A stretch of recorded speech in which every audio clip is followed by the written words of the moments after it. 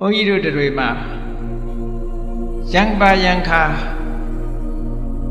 စိတ်ထဲမှာအလိုမကျမှုဆိုတာဖြစ်တယ်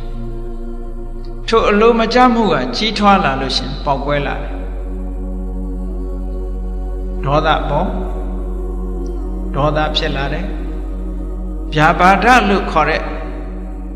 စိတ်ဟာငြိမ်းချမ်းတဲ့စိတ်ကလေးပျက်စီးလာ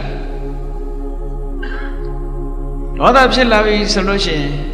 လူရဲ့မျက်နှာဟာလည်းကြည်လင်ခြင်းမရှိတော့ဘူးပြုံးချိုခြင်းမရှိတော့ဘူးမျက်နှာအနေထားမှာပြောင်းလာအဲ့ဒါလို့စိတ်ရဲ့အလိုမကျတဲ့ဗျာပါဒတို့ဒေါသတို့ဖြစ်လာလို့ရှိရင်ထိုဒေါသကိုထွက်ပေါက်ရှာတာတချို့ကဘာတော့ကိုမကျေနပ်တဲ့ဟာတခြားနဲ့အစားထိုးသို့မဟုတ်မကျေနပ်တဲ့လူကိုတခုခုနဲ့အနိုင်ယူလိုက်တယ်